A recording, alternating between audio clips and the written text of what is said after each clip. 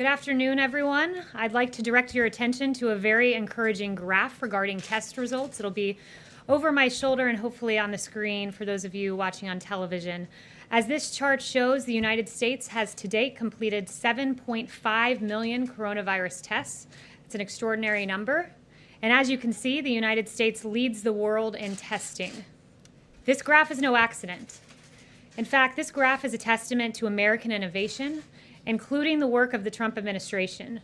For example, the FDA has issued over 70 emergency use authorizations to expand testing capacity. To accelerate the development of therapeutics and vaccines, there are nearly 80 clinical trials ongoing with an additional 30 clinical trials expected. This graph is also a testament to the American people, who have been, and it's no exaggeration, American warriors, as they've followed social distancing guidelines and taken steps to ensure that the health and safety of our vulnerable populations is protected. Finally, I would like to note that this graph indicates that the U.S. has conducted double the number of tests conducted in other countries. The U.S. is providing leadership during this crisis, not only leading the world in testing, but also taking steps to help allies around the world.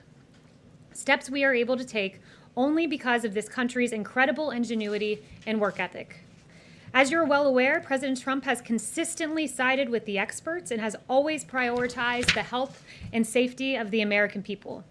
This includes issuing guidance that meant hard-working Americans had to stay home, social distance, and slow the spread of the virus. The hard work of Americans saved many lives, and we salute the great citizens of this country for your hard work. As Americans across the country stayed home and businesses temporarily shut their doors, President Trump ensured American employees and employers would receive the help that they needed. The Paycheck Protection Program provided forgivable loans to small business owners who kept their employees on payroll. To date, 2.3 million small business loans have been processed, with the average loan being $76,000, in other words, meaning that the small businesses that needed the help the most got it. I would remind everyone that of the 1.6 million loans given out in the first tranche of spending, 1 million of those went to businesses with 10 or fewer employees, so it truly has gone to those who need it most. Joe Shamus is a small business owner. Joe, with his co-founder Brian Stortz, are two veteran special operators in the military who started Flags of Valor in 2015. It's a veteran-owned, veteran-run manufacturing company located not too far from here in Virginia. Flags of Valor builds wooden flags, among other products. They've employed over their years 65 veterans and have raised over $1 million for veteran charities. Flags of Valor is also proud to have 97,000 hours of American manufacturing labor under their belt. It's a lot of hours. At the start of this crisis, Joe had to furlough 4 of his employees, in addition to imposing a 50% pay cut. His employees were, of course, disappointed, but they were, quote, in his words, all in the fight against the coronavirus. Everything changed for Joe and his furloughed employees when he applied for the PPP loan.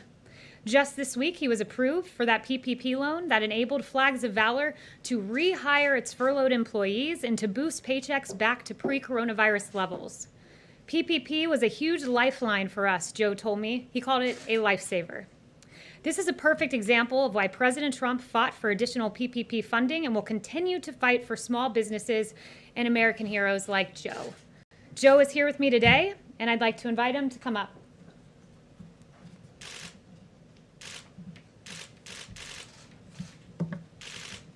Joe, thank you so much for your service. Thank you for all the great work you've done for our veterans and being a veteran yourself. I wanted to see if you'd take to the podium for a minute or two and share your message of hope with the American people. I'd love to.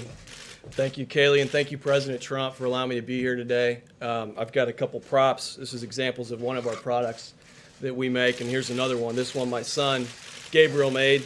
And when you talk about hope and what's going on, it's a challenging time for small business. We lost 2/3 of our revenue like that, gone. And so trying to get that back, and when you think about a small business that generally is running maybe a 10 to 20% profit margin, 2/3 is a killer. And so when you think about the Paycheck Protection Program, the two biggest fixed costs for most businesses is people and property. And that's exactly what the PPP focused on. So for us, it was a lifesaver. It was an absolute game changer. We went from trying to figure out how we were going to limit our cash burn every single day to stay alive as long as we could with as many people as we could to finally bring them back. And when you have to furlough someone, I'm telling you, it is one of the worst things you can do because you're talking about family. These are people, these are their wives, their husbands, their children. They're a part of your ethos. And so what we've experienced has been challenging, sure, but when there hasn't been all the revenue, there's been people helping other people. And the way we approached it was, how can we be better? How can we exit COVID-19 a better version of ourselves? How can we innovate? And so we saw people like the U.S. Chamber of Commerce, the SBA step in. We saw our partners at Under Armour step in. We saw innovation. You see companies making respirator masks. You see all kinds of stuff going on. And we created the flag build kit because families were at home with their kids. They didn't know what to do with their children. And we believe this is our nation's family crest. So what better thing than allow families to build American flags together and talk about that and what it means. And then we started a twice-a-day daily pledge at 9 a.m. in the morning on the East Coast and again at 9 a.m. on the West Coast. Every day we've got thousands of kids and their families joining us to say the Pledge of Allegiance. It's phenomenal. And all that's happening by people coming together, by people thinking and innovating. And I can't tell you enough how grateful we are to the U.S. government, the bipartisanship that took place to pass the Paycheck Protection Program. It was all hands on deck. It wasn't like, there was no script for this. And they built the parachute on the way down. And when you think about it, you want to talk about the Lakers got it or somebody else got it, think about the millions of businesses that are being benefited by this. And it's, I think, 47% of U.S. private sector employees are in small businesses. They work for small businesses. And so all the big businesses we love, they started as small businesses. And I hope to be a big business someday, but for now I'm happy to be alive. I'm thankful for your support, and thank you, Kayleigh, for letting me be here. So join us at flagsofdollar.com. Thank you. Joe, if you want to take a seat with the reporters, you can ask me some questions. But I'm happy right now. Joe, it's veterans like you that make our country great. It's small business owners like you that are going to bring this country back, and employees like the one we heard from last week, Michael Hoyt, the employee of Biddy and Bo's Coffee, that keep this country going. So thank you so much for the example you've set, and to the hardworking business owners across the country, and to the employees across this country who are working during this time. So thank you, Joe. Thank you for your service. As I said, PPP has changed lives across this country, and as President Trump has said, the American people are warriors, and we will fight together to defeat the invisible enemy. And with that, I'll take questions. Thanks, Kayleigh. Just to get back to this decision that was supposedly coming yesterday, whose idea was it initially to wind down the White House Coronavirus Task Force? Look, I would just refer you back to the president's comments. He's been asked this like 4 times today, I believe. He decided that coronavirus task force is here to stay. They've done great work. I've witnessed it. I'm in the coronavirus task force meetings, and they've gotten our country through this. There were supposed to be 2.2 million deaths, and we're at a point where we're far lower than that, and it's thanks to the great work of the task force and to the leadership of President Trump. But whose idea was it initially to wind it down? Again, I'm not going further. The president has answered this 4 times today.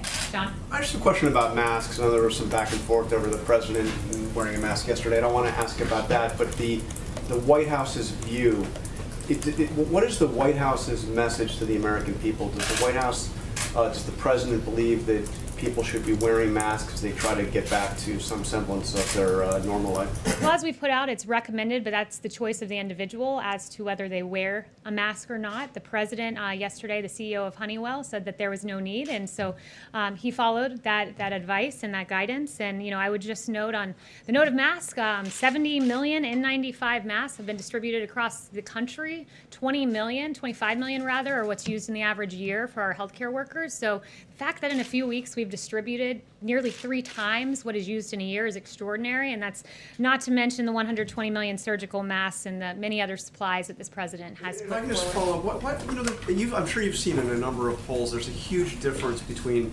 Democrats and Republicans over whether or not they think it's necessary to wear a mask in public. Do you have any sense as to why that would be? No sense as to why that would be. That's the choice of the American public. It's the choice of the individual as to whether to wear a mask or not. But again, I'd praise the extraordinary work of this administration in distributing those masks and ensuring healthcare providers get them. Yes. Kayleigh, we were just talking about masks. You said at Honeywell, the president was told by the folks at Honeywell, as was the team, that they didn't need to wear masks. The reason he was told that was because the people who would be interacting with him had all been tested and had been shown to be negative before that took place. I guess So the president had those circumstances. Obviously, he's the president. But why shouldn't all Americans who go back to work be able to get a test before they do to feel comfortable in their own work environment to be interacting with other individuals? Yeah, well, let's dismiss a myth about tests right now. If we tested every single American in this country at this moment, we'd have to retest them an hour later and then an hour later after that, because at any moment you could theoretically contract this virus. So the notion that everyone needs to be tested is just simply nonsensical. The people who need to be tested are vulnerable populations. That's why Dr. Birx has repeatedly emphasized we need to surge nursing homes with the testing, meat processing facilities. That's where the testing is needed. We have to be strategic with our testing, and we have done that so far. And again, if we want to talk about testing and the volume of testing, the fact that in South Korea, we always hear about South Korea and their tests. There are 11 tests per 1,000 here in the United States. That's 17 tests per 1,000. Our hotspots per capita are higher than other countries. We've conducted 2 times the number of tests of other countries around the world. We're at a very strong place in this country with testing, but rest assured we'll deploy it strategically, because that's what the American public expects of us. So just to follow up, to be clear, should people accept the risk that they could become ill if they go back to work? Look, each and every state has put into place, this is a governor-led effort, first of all. Let me emphasize that. The president has said that governors make the decisions as to how to move forward, and we encourage them to follow our phased approach. Each state has submitted to us a list of testing that they need in order to safely reopen. I was sitting in the meeting when Admiral Joie pulled out the list for several states and said, here's the testing you requested to open safely. Here's the testing I'm giving you to meet that need. It's pretty extraordinary, this wide-scale effort by the Trump administration to ensure states have what they need.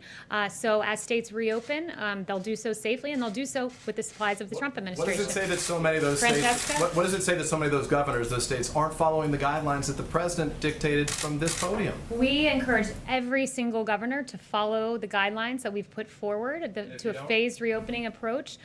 We have this beautiful concept called federalism, which means that the states lead on this, and that's what we're doing. It's a governor-led decision, but we encourage everyone to follow the expert written guidelines that we've put forward. Francesca? I do have a question about reopening, but first, some of the areas that have been hardest hit by coronavirus have been urban areas. What is the White House doing, or is there any targeted effort to help stop the spread in minority communities? Yeah, it's a very important question because we know that some of our underserved communities are hit most by the coronavirus. Absolutely, we've done quite a bit, invested, first of all, $1.4 billion into our nation's 13,000 community centers. That ensures that 28 million people living in medically underserved areas receive funding. Also, that announcement I had for you last week about hospital funding, $2 billion of that was geared towards specifically ensuring that men and women in underserved communities and those hospitals got that money. And I would also note just that the president has directed Secretary Ben Carson to focus the White House Opportunity and Revitalization Council on underserved communities. So very important. This is a community that's been very hard hit, and rest assured we are laser focused on making sure that these communities are assisted. Can I ask about reopening as well? Sure. Okay, so the task force has put out phased guidelines for states to reopen and individual guidelines, but it hasn't said very much about businesses specifically. Does it plan to put out any detailed guidelines for businesses like retailers and restaurants to reopen? Well, in the phased approach, there are some recommendations for how, for instance, restaurants should reopen and the distancing that's required. And as you go through the phases, that distancing is shrunk, and there are other mechanisms that are outlined for restaurants and movie theaters and sporting venues. So I would argue that our phased approach does take that into account. And each and every state, by the way, the governor is welcome to reach out to us. We're constantly communicating with the governors. And when I say we, the administration, meaning Dr. Birx and others. So we are happy to consult with regard to specifics. Really detailed. Some other outside organizations have put very detailed step-by-step. Here's what you should do. You should require masks. You should require them to sit this far apart. You should only have half of it open in phases. Anything like that? We've put together a phased approach. Many of those guidelines are within. We've consulted individually with states, but as I said, it's a governor-led effort. It's a state-led effort in which the federal government will consult, and we do so each and every day. So you've used the phrase warriors to describe everyday Americans. The president's using that phrase as well. What's the thinking behind using that description? And is that basically asking Americans to put themselves in harm's way harm's way like warriors do.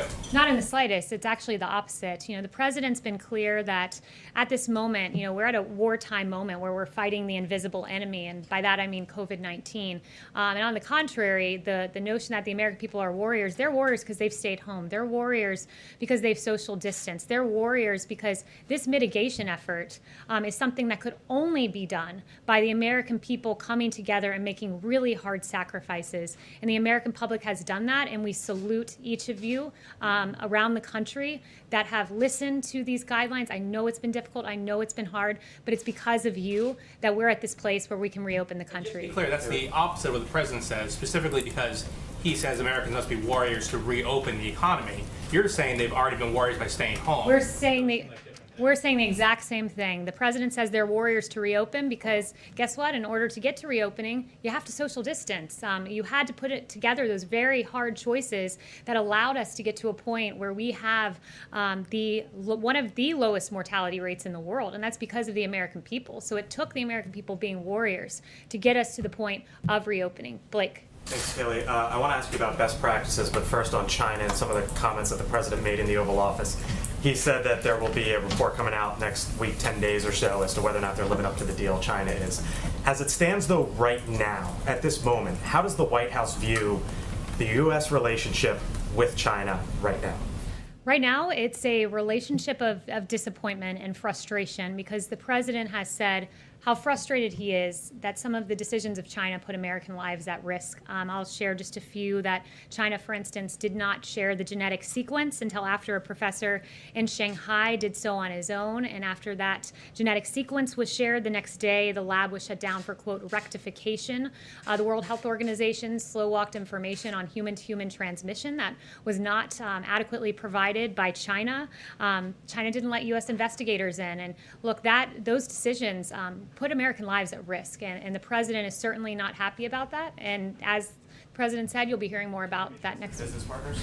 Sorry? Maybe trusted business partners? Look, the president has worked with China and stood up to China and got the Phase 1 China deal, a huge win, $250 billion. The president managed to get that done, and the president appreciates that China got us to that point of the Phase 1 China deal. So, I'll leave it to the president as to how we move forward, and I certainly won't get ahead of him on that. On best practices, we heard the president say, as it relates to schools, that he wants to see schools open, but maybe teachers who are older than 60 not necessarily come back into the classroom.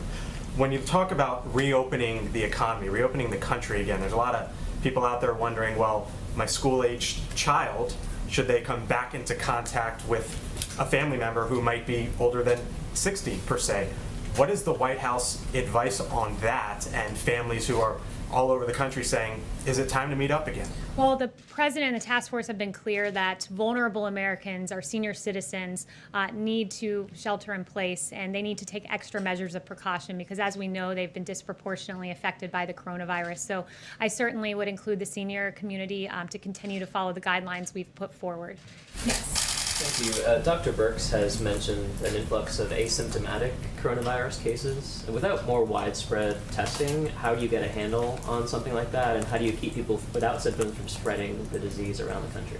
Yeah, so it's an important question. We get information on asymptomatic spread when we test in the meat processing facilities and other facilities. Again, we can just test strategically, and it's important that once we test and we find an example of someone who has coronavirus, that we can contact trace and ensure that it's not spread to other members of the community. So contact tracing is an important measure, and we're testing strategically and in line with governors. John.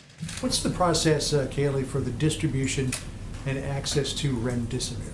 Yeah, remdesivir is a great example of innovation in this country. I would note that remdesivir is a drug that the president mentioned quite often, and as it turns out, there's a lot of hope and a lot of promise when it comes to remdesivir. Gilead chairman announced last week, and CEO Daniel O'Day announced that they would be donating 1.5 million vials of remdesivir and working with the federal government to distribute to patients across the nation. So this will get out there, and we thank Gilead for the great work they've done and for giving these 1.5 million vials, which will help a lot of Americans around the country. But what's the process for distributing it and giving access to patients? I don't have any information on that as of now, but once I get that, I can share that with you. Yes. Thanks, Kayleigh. The president said yesterday he does not want Dr. Fauci testifying before the House because it's filled with Trump haters.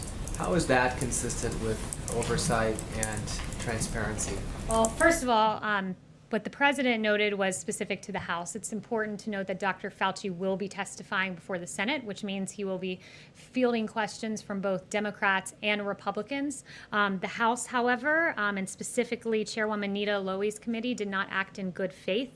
Mark Meadows had 3 calls with Chairwoman Nita Lowey 3 nights ago when she called to ask if Dr. Fauci could testify before a subcommittee hearing. And Chief of Staff Mark Meadows has made clear he wants to make the best use he can of the task force members' time. Of course, they're working hard to save American lives, so that's very important. So to that end, he said in the 3 phone calls, what is the purpose of this hearing? Can you give me the subject matter? And Lowey was unable to tell the Chief of Staff what the subject matter was. The last phone call they had was at 10:46 p.m. on that evening, and Lowey agreed to follow up in the morning with details. Those details were never received. Instead, we got a press release. So that's what we call a publicity stunt. We encourage the House to act in good faith, much like the Senate did. And as I noted, Dr. Fauci will be speaking in a week and a half before the Senate, so the notion that he's being blocked is just farcical. Let me ask you just one other. Can I ask you one other topic? Someone have it from back there? Does the president have doubts about the way the death toll is being calculated? Does he think perhaps the true toll is lower? So the president answered this, and he said no, just a few moments ago in the Oval Office. On the mortality rate, I would note, as I noted just a few moments ago, we have one of the lowest in the world mortality rates. It's because of the hard work of the American people. Our mortality rate, is currently 218 per million. You compare that to Spain's at 548 per million, Italy at 485 per million. This country is in a place where, because of the work of the American people, we have escaped that 2.2 million number because of the extraordinary social distancing effort put in place by the American people. Yeah, way in the back. Thank you. The president has said many times that he's received praise in phone calls with foreign leaders because of this administration's response to the coronavirus outbreak. Who exactly are those heads of state and heads of government who are praising this administration for its response? Well, I won't reveal any contents of his private conversations with world leaders, but I will certainly share some of the very public comments from Democrat governors like Gavin Newsom, who said every single direct request that President Trump was capable of meeting, he has met them. Governor Phil Murphy, Democrat from New Jersey, the president knows New Jersey. He and his team have been extremely responsive in our hour of need, whether it was ventilators. We got a huge amount of supplies to test, and of course, I love the ones from Governor Andrew Cuomo, who praised this administration's response as phenomenal, saying he's delivered for New York. The Army Corps of Engineers, we built thousands of beds. He sent the Navy ship Comfort to New York. He has delivered for New York. President Trump has delivered for this nation. Thanks, Kayleigh. The president was talking earlier about Dr. Bright being a disgruntled employee. One of the allegations in that whistleblower complaint is that in January, when there was still a huge shortage of N95 masks, that he had been in contact with a company that was offering up to 1 million of those masks, and he couldn't get anybody at HHS willing to engage with that company, which then subsequently exported 1 million N95s to China. Is that something that you're looking into or concerned about? Look, on issues of Dr. Bright, I'd refer you to HHS. I'm not going to get involved with the personnel issues or the substance of that complaint, but I will once again note, you mentioned masks, 70 million plus delivered, and again, that's 3 times the amount used by healthcare providers in any given year. So we've done a rather good job when it comes to supplies. Yeah. Back to the question about teachers and what the president said earlier about keeping those who are 60 or older out of the classroom. What is the message to older Americans? Should they not do anything, not leave their homes until there is a vaccine? Or what would the president have them do if they're not allowed to teach because of their age? Well, our task force has said that vulnerable communities like our seniors should shelter in place. That being said, we encourage every American, if you have a symptom that is pressing, that you need to go to your doctor. I've been disturbed to read many quotes from doctors, stories of people who are staying home with chest pain and don't go to the hospital when they could be on the verge of having a heart attack, who are missing important appointments like mammograms, screenings like colonoscopies. It's important that we as Americans continue to go to our doctors to get medically necessary procedures, and when we have symptoms that need to be addressing, like chest pain, that you do go to your doctor. So if seniors need to go to their doctors, make sure to call your healthcare provider, go see your healthcare provider, go to the hospital should you have a symptom like that. Chanel? Thank you, Secretary McEnany. Going back to a topic about the House in a separate chamber, Acting DNI Rick Grinnell has stated this week that he is prepared to release about 6,000 pages worth of transcripts relating to Adam Schiff's probe. Can you confirm whether or not the executive branch is conducting any kind of investigation into House members for potentials of wrongdoing, or is that something you can comment on yet? Yeah, I don't have any information on that subject matter. That's the first time hearing of that. If I can just go back to Jeff's question about Dr. Fauci and then the president's statement that there are too many Trump haters in the House. I mean, does the White House really believe that you can decide to have officials testify in the Republican-controlled Senate but not testify in the Democratic-controlled House? Doesn't the House have legitimate oversight and a legitimate really responsibility, not just the authority, but responsibility to have somebody like Anthony Fauci testify? Will Dr. Fauci be questioned by Democrats in that Senate hearing? Yes, he will be. So why? But are you saying that so the Senate's fine, the House has no role in oversight? The House needs to act in good faith. We don't have time in the middle of a pandemic for publicity stunts. It's not the time for that.